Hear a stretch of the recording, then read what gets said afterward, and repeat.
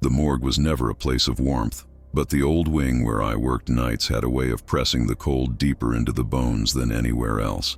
It was a building of another era, with tiled walls stained faintly yellow, iron pipes that moaned whenever the temperature shifted, and a ceiling where the lights hummed with a fatigue that matched the rest of the structure. I had grown used to its peculiar atmosphere, the stillness that made every shoe step sound like a violation, the metallic tang that clung to the air even after endless scrubbing with disinfectant, the sensation that the room was a waiting mouth rather than a workspace. Claire and I had spent enough shifts together cataloging cadavers, filling in paperwork, and cross-checking identification tags that the ritual had dulled to routine. That night should have been the same, just another night of silence broken only by our clipped voices and the clatter of metal drawers sliding out from the wall. But routine has its weak points, and in the forgotten room at the back of the old wing, we found the flaw that would undo us. The forgotten room was not supposed to be locked, yet it always was. A heavy door, paint peeling, the kind of institutional green that hospitals once favored, with hinges that whined as if annoyed at being disturbed. Few ever went inside because it wasn't on the official list of active storage. The newer morgue chambers had modern refrigeration and digital catalogs, but this one existed like a memory the hospital didn't want to carry. That evening we were finishing early, or thought we were, when Claire suggested we check the inventory sheets against the drawers in the old wing. It was meant to be perfunctory, just an act of diligence before signing off the paperwork. The storm outside was fierce, rattling the window panes, and the thought of going back to our apartments through the rain held little appeal. We lingered over the choice, then went. Inside, the air was heavier, stale from disuse, colder but not with the clean chill of refrigeration, more like the weight of a basement left too long shut. Rows of stainless steel drawers lined the walls in neat sequence, each one with a label plate etched with numbers and letters, though most were tarnished. The ink faded or scratched away. It looked like the standard architecture of the morgue, but it had the feel of a place erased from memory rather than merely abandoned. Claire flicked on her pen light when the ceiling bulb stuttered weakly and cast more shadow than illumination. We went down the row, calling out the numbers, cross-checking against the list, one drawer after another, until we reached the far corner where the plates ended with 17A. There should have been nothing after it, yet there was another drawer, identical in build, unmarked, no number, no record. I stared at it, then at the inventory sheet in my hand, then back at the drawer. No mention, no notation, nothing. Just a smooth rectangle of steel with a recessed handle. Claire muttered something about clerical error, but her voice carried unease. She tapped the edge with her pen, a habit of hers when she needed to remind herself of something tangible, and the hollow sound rang deeper than expected. It resonated, not like a sealed chamber but like a tunnel with something behind it. We exchanged a look that needed no words. I felt the pull of curiosity, the same that had driven explorers to open tombs, the same that made us catalog strangers' bodies night after night. I slid my gloves tighter around my wrists and gripped the handle. It resisted at first, as though welded shut by time, but with a steady tug, the metal screeched and began to move. Cold air spilled out, a draft heavy with the odor of antiseptic overlaid by something sweeter and more corrupted, a smell that reminded me of cut flowers left too long in stagnant water. The drawer rolled free with a metallic sigh, revealing the shrouded form within. At a glance, it was like any other body we had handled, sheet pulled tight over the contours, the pale suggestion of limbs beneath. But the shroud was older, yellowed at the edges, the fabric brittle with age. I reached to pull it back, my fingers numb despite the gloves. Claire whispered for me to wait, but hesitation felt more dangerous than action. I folded the cloth down from the face, expecting waxen skin, lifeless eyes, the familiar mask of death. Instead, the eyelids fluttered. For the briefest instant, I told myself it was a trick of the light, the storm's flicker through the window. But then it happened again, an unmistakable blink, slow and deliberate. I stumbled back, the inventory sheet slipping from my hand to the floor, while Claire choked out a half-formed protest. The face beneath the shroud was gaunt, the skin gray but uncollapsed, lips pale but not shriveled. The eyes opened fully, milky yet focused, and met mine with a stillness that was worse than any sudden movement. Then the mouth worked, soundless at first, until a voice rasped through the stale air. "Don't put me back." The words froze us both. Not gas, Not muscle reflex, not the grotesque ventriloquism of decomposition. Words, clear, intelligible, carrying intent. My first instinct was to slam the drawer shut, to seal whatever anomaly we had unleashed, but my hands hung useless at my sides. Claire pressed her penlight tighter, the beam trembling across the corpse's face, and in the pale circle of illumination we watched the impossible continue. The lips parted again, and another phrase pushed itself through the silence. It listens when it's quiet. I wanted to rationalize, to tell myself this was oxygen trapped in lungs, a hallucination born of fatigue, anything but what it was. Yet the eyes were locked on me, unblinking now, and I understood that whether or not I believed, the thing on the slab believed itself. In that moment, the storm outside became a mirror to the storm inside me, a cacophony meant to drown out what we had heard. But silence has a way of insisting. It pressed against the windows, slid under the door, coiled in the unmarked drawer until it had a voice to speak through. That was how it began, in the forgotten room of the morgue, with a drawer that should not have been there and a corpse that should not have spoken. And though I did not yet know it, that single act of opening would never allow itself to be undone. The storm outside had grown heavier, the thunder rolling through the foundations like some enormous weight shifting in its sleep. Yet all I could hear was the rasp of that impossible voice. Claire had backed herself against the tiled wall, her penlight trembling in her hand, the narrow beam cutting across the steel of the drawers, glinting off the nameplates, catching dust motes that drifted through the cold air like fragments of ash. I stood closer to the drawer than I realized, close enough to smell the mingling of formaldehyde and something faintly organic that should not have been present, not fresh, but alive in its persistence, like damp soil turned over in the dark. The corpse blinked again, slower this time, and I swear the sound it made, the faint drag of lids against eyes, echoed in the silence longer than it had any right to. The voice came again, a little clearer, though strained like words forced out through lungs filled with water. Not forgotten, never forgotten, not down here. I tried to speak, to ask what he meant, but my throat refused to move. My chest was tight with a fear that felt different from any I had known before. Not the fear of danger or even death, but of recognition. He wasn't simply alive, wasn't simply speaking. He was addressing us as if he had been waiting, as if he knew someone would eventually pull that drawer open. Someone would have to face what was sealed inside. Claire whispered for me to shut it, to close the drawer before he said anything more. But I couldn't. The rational part of me had already been left behind. The corpse shifted its gaze between us, slow and deliberate, then fixed on the penlight in her hand. "Shadows. Don't hide it," he rasped. "It hears in the stillness. Don't give it your silence." The words sank into me with a weight I could not shake. Don't give it your silence. It was nonsense. It had to be nonsense. The jumbled warnings of a dying brain that had no business still functioning. Yet as he spoke, I realized something that made my mouth go dry. The room itself had gone quieter. The hum of the overhead lights had faded to a thin whine. The distant plumbing had stopped groaning. Even the storm outside felt muffled as if we were beneath a dome of cotton. All that remained was the wet rasp of his voice. He smiled then, faintly, a twitch of the lips that looked wrong on a face so gray, and whispered, "Now you hear it too." I turned my head, straining to catch what he meant, and for a moment I thought I did hear something. A low breath beneath the silence, like the slow inhale and exhale of the building itself.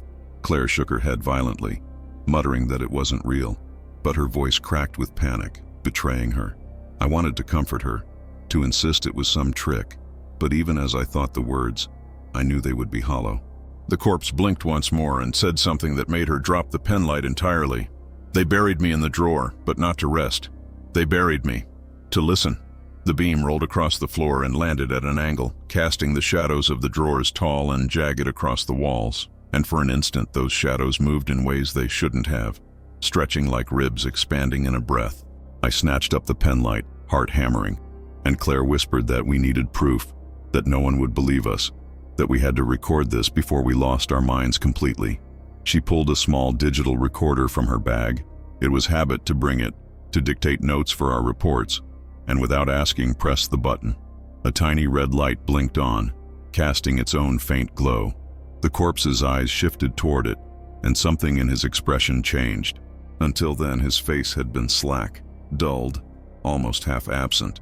But when that red light came alive, his features sharpened, his pupils narrowed, and his lips curled into something between relief and terror. "It remembers through you," he croaked. "It needs your voices to feed." Claire hissed for him to be quiet, but her thumb stayed pressed on the recorder like she couldn't help herself. I asked him what it was, but his eyes moved back to mine, and the words that came out were soft, steady, and chilling in their clarity. The silence that waits beneath, the silence that swallows. The lights overhead flickered then, long enough for the room to plunge into darkness before surging back. In that heartbeat of blackness, I felt sure the other drawers had shifted, heard the faint rattle of metal as if something within them stirred. When the bulbs lit again, they were closed, silent, inert. But my certainty that they had moved did not fade. Claire replayed the last seconds on the recorder.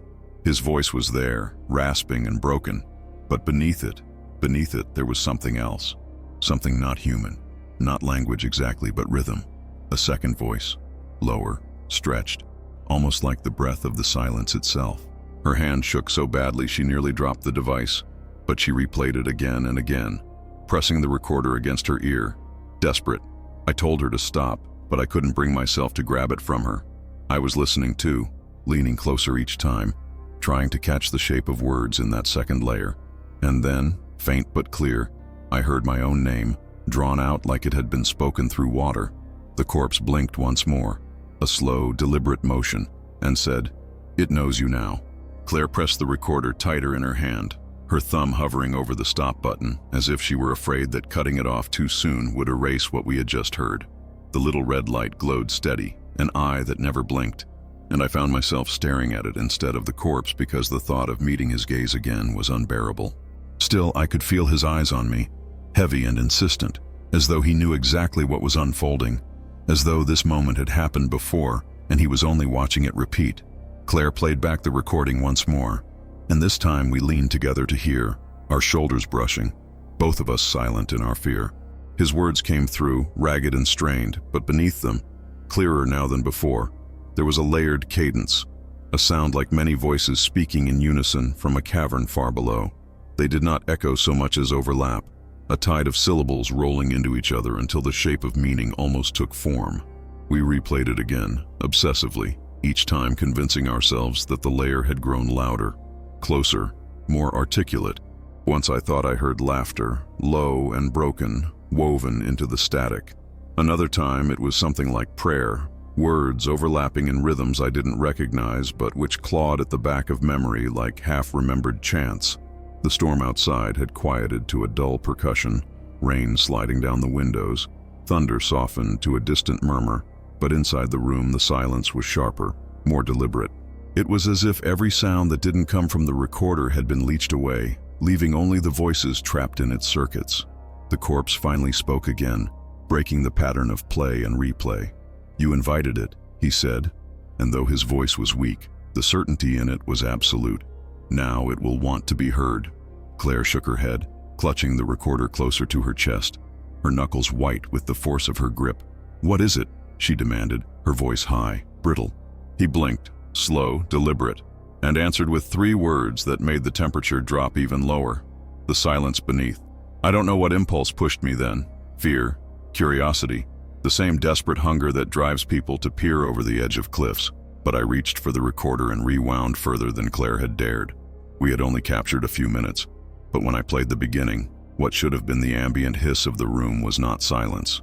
There were voices there too, faint and indistinct, whispering before we had even pressed record. One of them was saying something that might have been my name, or might have been nothing at all, and another carried the cadence of Claire's, though warped, stretched thin like it was echoing from some future where we had not yet spoken. Claire gasped, covering her mouth, and shook her head again and again, whispering that it wasn't possible. The corpse rasped laughter, dry and hollow, like dust shaken loose from old books. "It remembers forward," he said. "It learns by what you will say, not only what you have." His lips cracked in what might have been a smile, though there was nothing human in the expression. "Every question feeds it, every silence fattens it, and now you've given it both." The recorder clicked suddenly, unprompted, as if another finger had pressed the controls.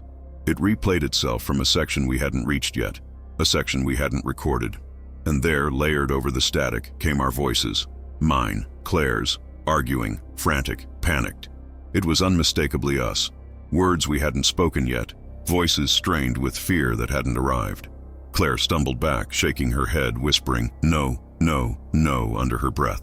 I stood frozen, every rational thought tearing itself apart, because the sound of my own voice carried too much conviction to be faked, too much desperation to be invented. When the playback ended, the corpse whispered, "Now you understand. You thought you were keeping record of it, but it is keeping record of you." The silence after that was unbearable. Not empty, never empty, but heavy with the weight of something pressing close, listening with the patience of centuries. I wanted to smash the recorder against the tiles, to scatter its pieces until nothing remained, but my hands betrayed me, gripping it tighter instead. The thought of losing proof, even proof of something that would damn us, was unbearable. Claire lifted her eyes to me, and I saw in them the reflection of the red light, burning like a coal. "If we take this out of here," she whispered, "then it comes with us." The corpse blinked once more, approvingly, and rasped, "It always comes with you." The words hung in the air like a toxin, too heavy to breathe around, too sharp to ignore, and though I wanted desperately to argue against them, to insist that this was a hallucination or a cruel trick of acoustics, the room itself betrayed me. There was no hum of electricity anymore, no faint gurgle from the pipes that usually carried a constant reminder of the building's age, no scrape of branches against the old window panes outside. Everything had gone flat, so flat that the only thing left to hear was the sound of my own heartbeat slamming against my ribs, and even that seemed muted as though it were being smothered. Claire clutched the recorder to her chest like a talisman, her shoulders rigid, and I could see from the way her lips trembled that she was hearing the same thing I was. Not silence, not true absence, but the thick pressurized quiet of something vast leaning close, pressing its ear to the walls of our world. The corpse, 17B as the tag pinned to the cloth identified him, watched us with an expression that made my stomach twist. He looked almost satisfied, like he had delivered his burden and was now waiting for the weight to fall on us. His voice cracked when he spoke again, his throat rattling as though dust were being shaken free from its depths. They built this place on top of it. Too many dead, too many mouths that never spoke again. It learned, it waited, it fed on what they didn't say. The more they locked away, the hungrier it grew. His words came in fragments, but the pattern was clear enough. Whatever it was not new. It had been here, beneath the floors, beneath the rows of drawers, drinking in the hush of every cadaver left to rot in stillness. Claire shook her head violently, muttering that it was impossible, that sound doesn't feed, that silence isn't alive, but even her denial carried a brittle quality, a crack in the surface of her composure. The corpse blinked again and rasped, "Silence isn't absence, silence is attention. It listens, it waits, it fills itself with everything you refuse to say." The thought struck me with a sick clarity. All the times I had stood here writing out the paperwork in quiet, all the countless hours logged in this wing of the morgue where no one spoke unless they had to. What if all of it had been filling that thing beneath us? What if we had been nourishing it without knowing? The recorder clicked faintly in Claire's hand, its red light still glowing like a coal in the dark, and she gasped because the speaker had begun to hiss again without her touching it. Out of the static bled whispers, layered and thick, whispering words that made no sense and yet were filled with rhythm, like a congregation repeating prayers. Then the words began to shift into English, warped and elongated but unmistakable. They were recounting the things we had just done, the opening of the drawer, the corpse's first words, the act of recording, all of it described back to us, narrated by voices that sounded like dozens of versions of ourselves speaking all at once. And as the recording played, I realized the whispers were not only repeating but correcting, changing, as though they were drafting a story and testing different outcomes. They opened the drawer and sealed it again. They opened the drawer and walked away. They opened the drawer and never left. Claire dropped the recorder as though it had burned her, and the voices cut off the instant it hit the tiles. The silence after was worse, thicker, closer, and in that pressure I felt the undeniable truth of the corpse's warning. The silence wasn't empty. It was occupied, crowded, swollen with all the things that had ever been left unsaid in these rooms. Every unspoken confession of the dead, every unfinished sentence, every scream that had never escaped. It had all been swallowed into that quiet. Now, with us listening, it was stirring. 17B shifted slightly in the drawer, his joints creaking like wood under strain, and for the first time since he spoke, I believed he wasn't alive in the way we understood life. He was a mouthpiece, a funnel, a puppet moved by something beneath the foundation. "Don't give it more," he whispered. "Don't listen too long. Don't stay still. The longer you're quiet, the closer it gets." His eyes locked onto mine with desperate urgency. That's how it feeds, on the stillness between your words. I wanted to speak, to fill the air with noise, but my tongue felt like lead, thick and immovable. Claire whispered my name, barely audible, but the effect was immediate. The silence surged back, pressed harder, as though it had noticed. Her eyes widened and she clamped her mouth shut, and the weight of her fear made me realize the trap. Speak, and you draw its attention. Stay silent, and you feed it. There was no escape either way.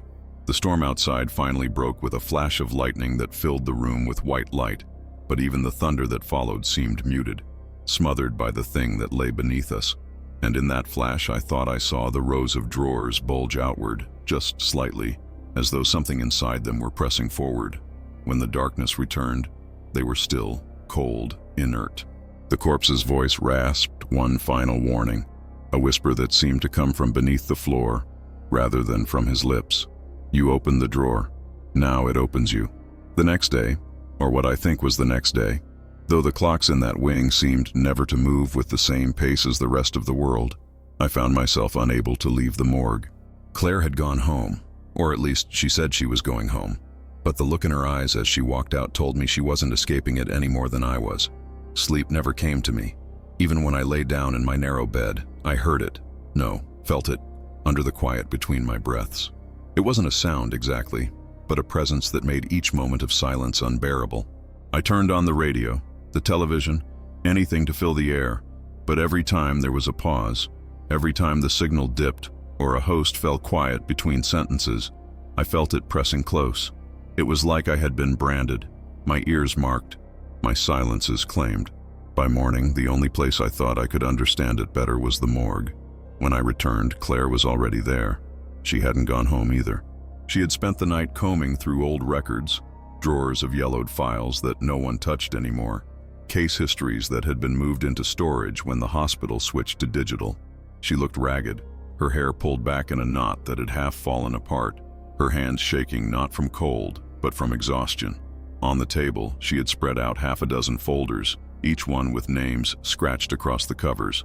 She pointed to them without preamble. "These aren't on the ledger," she said. Her voice was sharp, too loud in the stagnant air. "Bodies that were here but not listed in the official system. Unmarked drawers, just like his." I bent over the files, trying to push away the crawling sensation of being listened to. The dates stretched back decades, some to the late 60s, some even earlier. All of them had something in common. There was no record of where the cadavers went after storage. No burials, no cremations, no transfers. They had arrived and then disappeared into silence. Claire pushed one folder toward me, her fingernails tapping the cover as though she needed the noise to keep herself sane. "Do you see it? None of them were ever released. It's like they were meant to be forgotten." The corpse's words returned to me then, echoing in the still air. They buried me in the drawer, but not to rest. They buried me to listen. The phrase clung to the files like mildew. What if these unmarked drawers weren't mistakes at all? What if the morgue had been designed to feed something? To bury not only bodies but the silences attached to them? The idea sickened me, but it fit too neatly with the evidence spread before us. Claire rifled through another folder, her lips moving as she read aloud fragments of autopsy reports. Some spoke of accidents, some of unidentified wanderers, some of suicides. All of them, she realized, had one detail in common. They had died alone. People whose last moments were silent, unobserved, swallowed into emptiness. The silence beneath wasn't just feeding on the quiet of the morgue. It had been nourished by these deaths long before. The hospital had gathered them here like offerings, whether knowingly or not. I tried to laugh, to dismiss the thought as paranoia, but even the laugh felt wrong, swallowed before it could properly form, the air itself refusing to carry it. Claire glared at me, her eyes wide and hollow. "Don't joke," she said. "It listens when you pretend. It listens most when you deny it." Her voice cracked then, and I saw her hand tremble toward the recorder on the table. The red light was off, but the weight of its presence was undeniable, as though turning it back on would be an act of opening a door we could never close again. Instead, she pulled out another sheet, a brittle typewritten page from 1973. It described a staff member who had gone missing inside the morgue, vanished during a shift. The note in the margin simply said, "Presumed misfiled." I read the line 3 times, numb with disbelief. Misfiled. As though a human being could be misplaced like a piece of paper. And yet the handwriting was calm, clinical, as if nothing unusual had occurred. I looked up at the rows of drawers along the wall, each one sealed, silent, inert. But I couldn't shake the thought that some were not empty, not in the way we understood. Maybe they weren't holding bodies anymore. Maybe they were holding the silences of those who had disappeared here. Silences that had weight and presence. Silences that weren't absence at all, but sustenance for what lay beneath. The corpse spoke again from his drawer, startling us both. His voice was weaker now, strained, as though every word came at a cost. "You found them," he rasped. "The forgotten ones. They are still here. They never left. That's why it grows strong." His eyes fluttered closed and open again, not quite blinking, more like an imitation of the gesture. "If you dig too deep, it will use you too. Every name you read, every word you give, you're feeding it." I wanted to shut the files, to stop the search, but Claire's hands were already moving, already pulling more sheets onto the table, the hunger in her eyes replacing her fear. She whispered that we couldn't stop. Not now, not with proof stacked in front of us. She didn't notice the way the shadows stretched behind her, bending along the floor in shapes that didn't match her movements. I noticed, and I knew then that whatever histories we uncovered, whatever truths we unearthed, they weren't ours to tell anymore. The silence beneath had been listening far longer than we had been alive, and now it was learning to speak back through us. The silence was no longer still. It had weight, rhythm, almost a pulse, and the more we lingered in that room, the more it pressed against us like something swollen, stretching its skin. Claire had the recorder running again, though neither of us could admit why we needed it. Proof no longer mattered. Survival no longer mattered, because already the silence itself had become the proof. The red light burned in the dark, and each tick of tape spinning felt like a heartbeat not our own. I noticed first in my chest the way breathing became harder when we fell quiet, as though the very air was being stolen from our lungs. Then came the drawers. Not one, not two, but the whole line of them, humming faintly, metal vibrating against metal. At first it was so soft I thought I imagined it, but when Claire's eyes darted toward the far wall at the same moment as mine, I knew she heard it too. The morgue had become an instrument, dozens of drawers resonating together, a choir of silence trying to exhale. Water dripped from a pipe in the ceiling, each drop striking the tile with uncanny regularity, like a metronome marking time. Except after a while, the rhythm no longer matched the leaks. The sound came faster, sharper, more insistent, until we realized it wasn't water anymore. It was breath. Dozens, hundreds, each inhalation catching in unison and each exhalation gusting across the room in whispers too faint to resolve into words. I clutched at Claire's sleeve, feeling her body stiffen, and in that moment the corpse in the open drawer, the one we had named 17B, twitched violently, his ribs rattling against the metal, his eyes opening wider than before. His lips cracked apart and his voice came through ragged, desperate. "Don't put me back. Don't close me in. That's where it feeds." He spoke as though the drawer itself were a mouth, as if pushing him back inside would shove him into the throat of the thing beneath. Claire gasped, but her hand had already gripped the handle, her instinct to shove the nightmare away and seal it shut. I caught her wrist before she could, my mind torn between fear and the grim knowledge that the corpse might be right. The drawers around us shuddered louder, each one rattling in its track, and I felt the vibration rise through the soles of my shoes. The floor itself seemed alive, trembling with hunger. The recorder picked it up, of course. When the sound looped back through the speaker, the breaths were amplified, multiplied, a grotesque chorus that grew richer every second. It was feeding on the recording of its own feeding, looping itself like a beast chewing endlessly, fattening on its own echo. Claire slapped the recorder off in terror, but the sound did not stop. The drawers still rattled, the breaths still gusted, and now the gaps between each noise stretched longer, heavier, like the pauses in conversation when something waits for you to speak so it can lunge.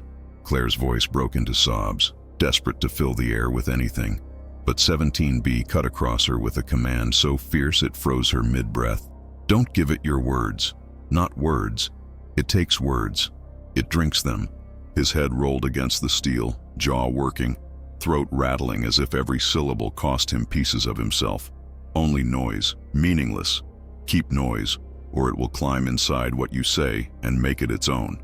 I snapped then, clapping my hands together, stomping my feet, shouting nonsense syllables until my throat burned.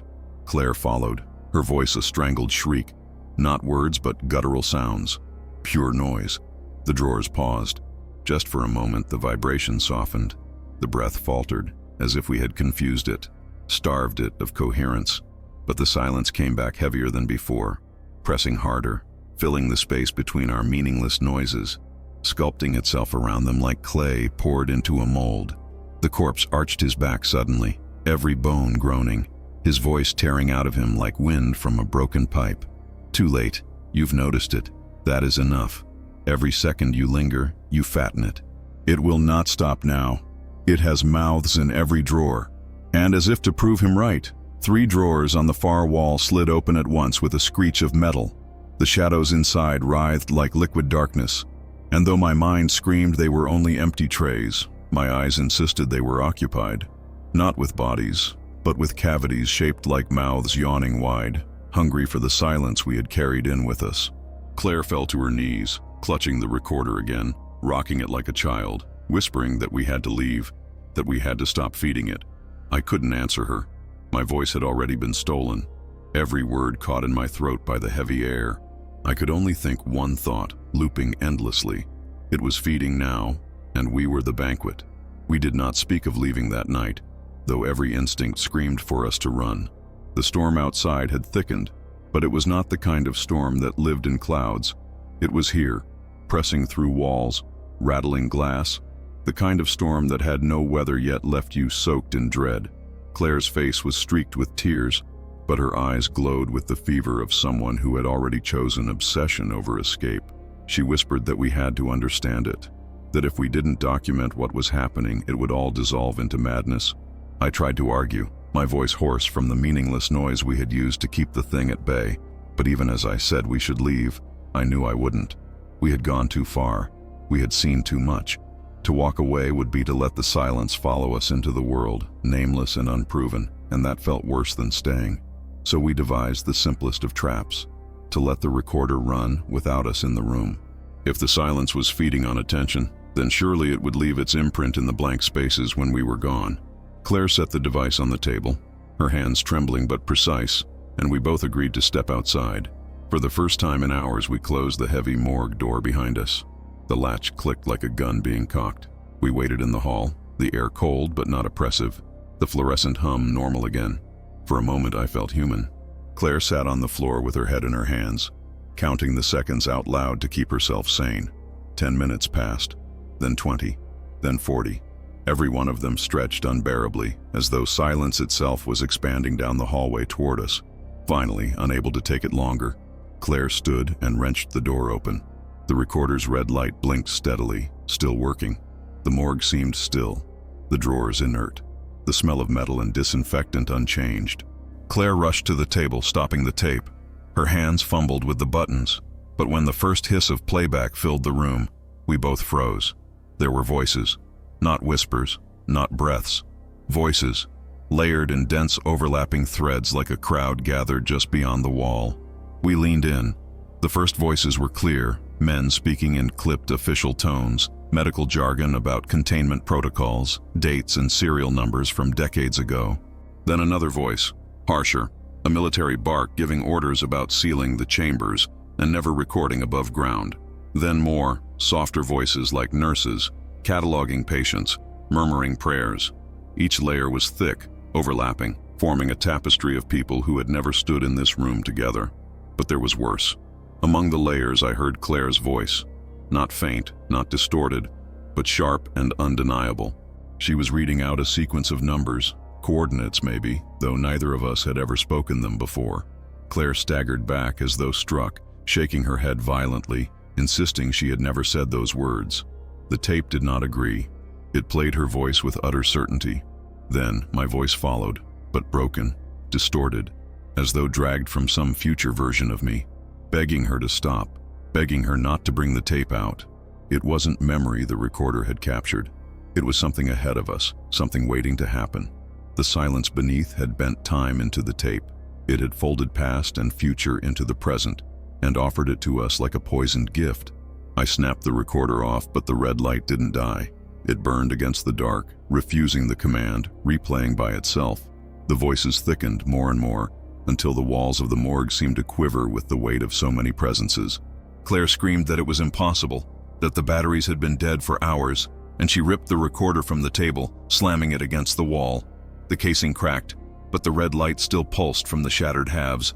From the open drawers came a response. Not words, not sound, but pressure, a crushing density of attention focused on us. The corpse in 17B's tray jerked violently, his mouth opening wide as though he had been gagged for decades and was suddenly allowed to cry out. "You gave it your shape," he roared, voice doubled by others that spoke through him. "Now it learns your time. It eats your future before it comes."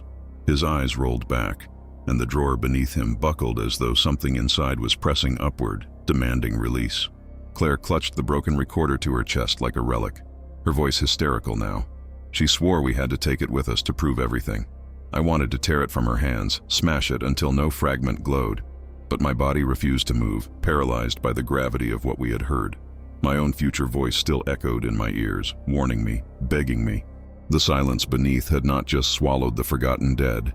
It had swallowed time itself, looping every word, past and future, into its endless feeding. And now it had our voices to add to the feast. I could not stop hearing my own voice echoing from the broken recorder.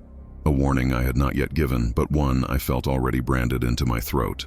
Claire's arms wrapped around the device like a child clutching a doll, her whole body shaking.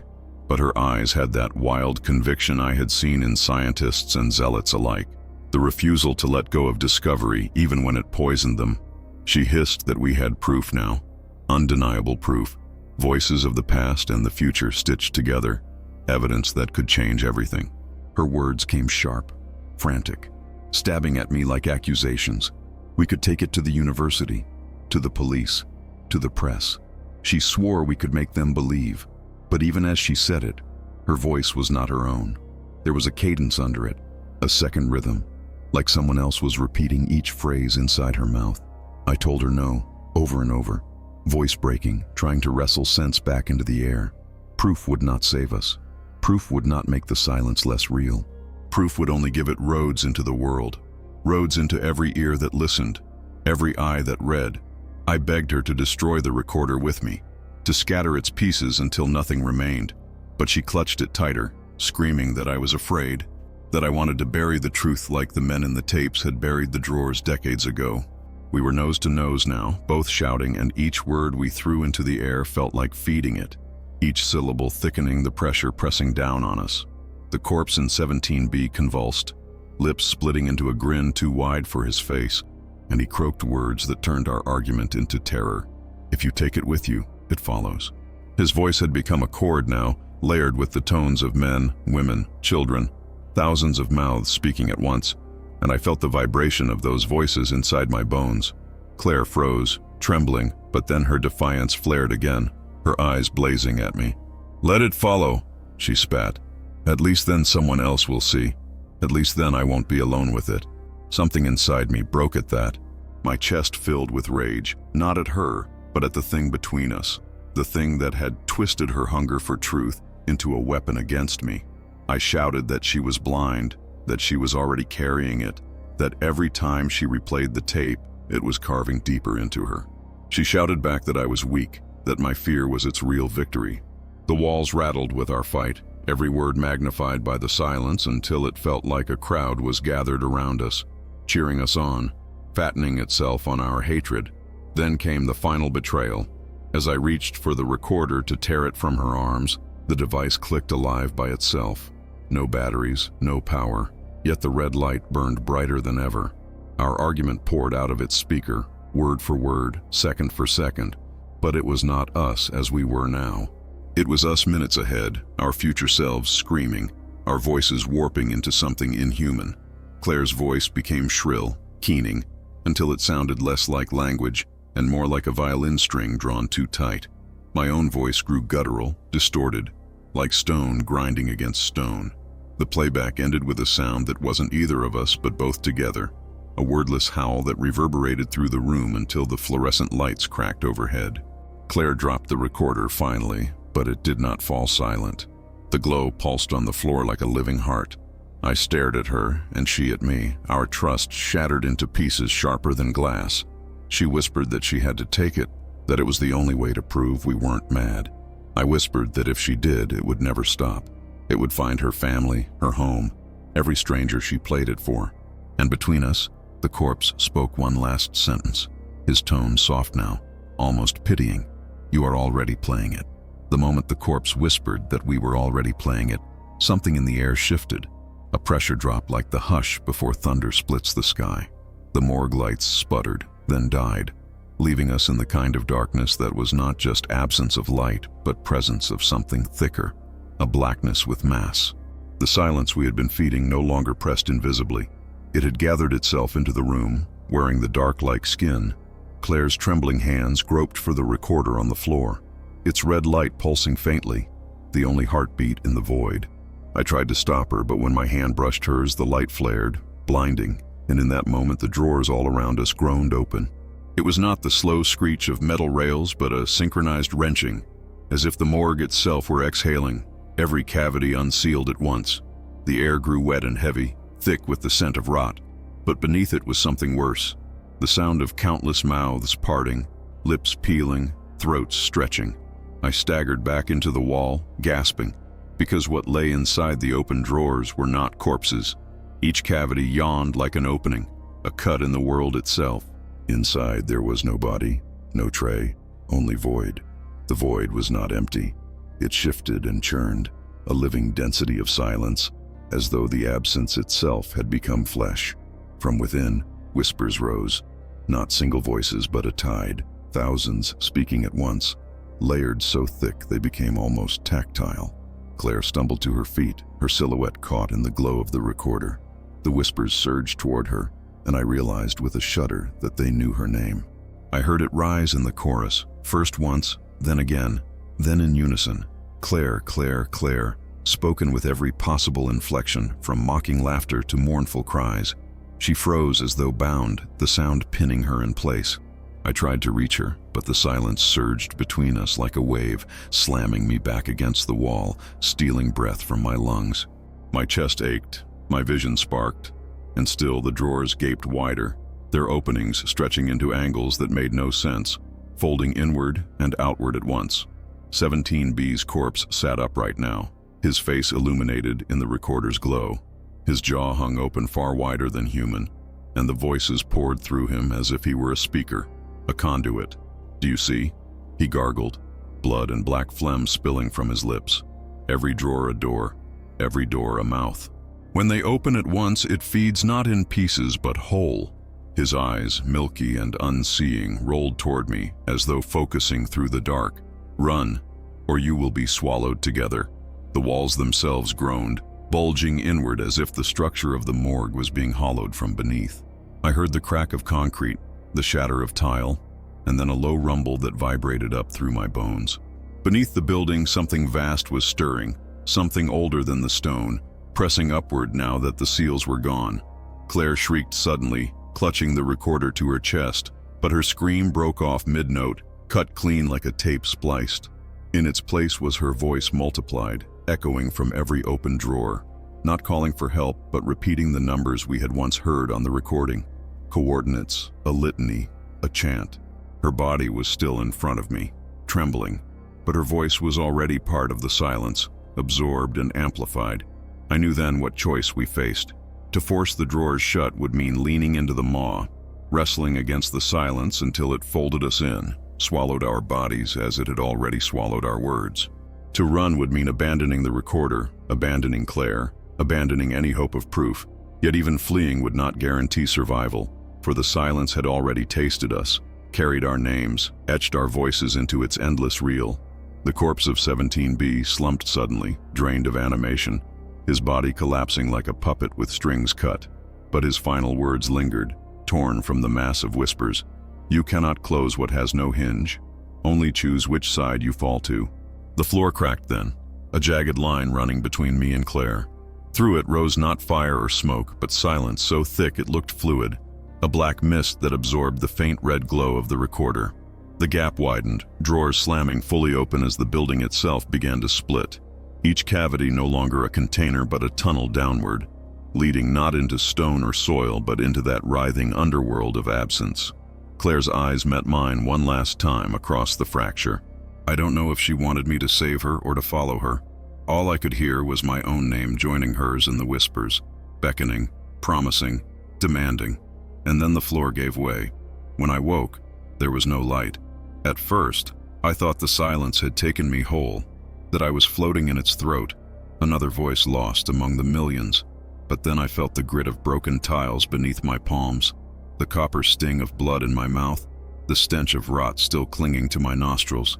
I was not gone, not yet. The morgue lay in ruins around me, its walls split and buckled, drawers twisted like ribs shattered outward. Smoke, dust, and something thicker hung in the air. And still, there was silence, but not the empty quiet of before. This was aftermath silence, the kind that follows an explosion, heavy, ringing, the world trying to remember how to breathe. I staggered to my feet, ribs aching, and called out for Claire. The sound of her name fractured the silence like glass, but nothing answered. The drawers yawned open around me, all of them hollow now, empty of both corpses and void. It was as if they had vomited out their contents into some elsewhere. My mind raced back to the moment before the collapse, the way her voice had joined the chant, repeating those coordinates. Was she taken, or had she become part of the silence itself? Her body just a shell, her voice the offering. I will never know. But her absence was complete. I stumbled through the wreckage until I found the recorder half buried in dust. Its casing was cracked, the reels tangled, but the red light still pulsed, faint but steady. I should have smashed it there, I know that. I should have ground it into pieces until not a wire remained. But I couldn't. My hands shook too badly. My mind whispered that if I destroyed it, the silence would simply seep into me without tether. So I slipped it into my bag and fled. Outside, the morgue looked untouched. The walls stood straight, the windows unbroken, the night air cool and indifferent. The ruin I had crawled from existed only inside, or perhaps not at all. Perhaps it had always been only for us. I walked through the streets in a daze, every shadow like a mouth, every passing car like a breath. People laughed in a bar across the square. Music drifted through an open window. None of them knew, none of them felt it, and yet I could hear it beneath the noise. A faint undertow, the silence humming, patient, waiting. Days passed, though I could not tell how many. I returned to my apartment with the recorder hidden in my desk. At night I dreamt of drawers opening, of Claire's voice calling coordinates, of 17B whispering my name. I tried not to listen, tried to bury myself in television, radio, anything loud enough to drown it out. But noise did not erase it. It only made it stronger because I found myself straining to hear it beneath. It was always beneath. Finally, I broke. I pressed play. The tape hissed, and then came voices, layered, endless, just as before. Men, women, children, doctors, soldiers, Claire, and then me. Not the me sitting in my apartment, but me days, months, maybe years from now. My voice was weary, cracked, begging into the static. Stop listening. Stop before it knows you. But you won't, will you? You never do. I slammed the recorder off, but the voices didn't stop. They seeped out of the walls, out of the air, out of the silence itself. My name rose among them, whispered by thousands, chanted by hundreds, until it filled the room like water. I pressed my hands to my ears, but it didn't matter. They were inside me now. And in that moment I understood what 17B had meant. I had brought it with me. It was no longer confined to drawers, no longer buried beneath the morgue. By carrying its voice, I had opened every door. And so I write this now, though I know it changes nothing. Words are just another way of speaking, another way of feeding it. But maybe by setting them down, I can make some sense of what remains. Claire is gone, or she is silenced now. The morgue is still standing, though within it lies nothing but mouths waiting to be opened again. And I am the tape. I am the voice already playing. When I close my eyes at night, I hear them waiting. Not just the voices of the dead, not just the echoes of those lost beneath, but new ones, fresh, curious, reaching from outside. They call my name, and beneath it, something stranger still, the scrape of another drawer sliding open, somewhere far away. If you are reading this, listen closely. Can you hear it too?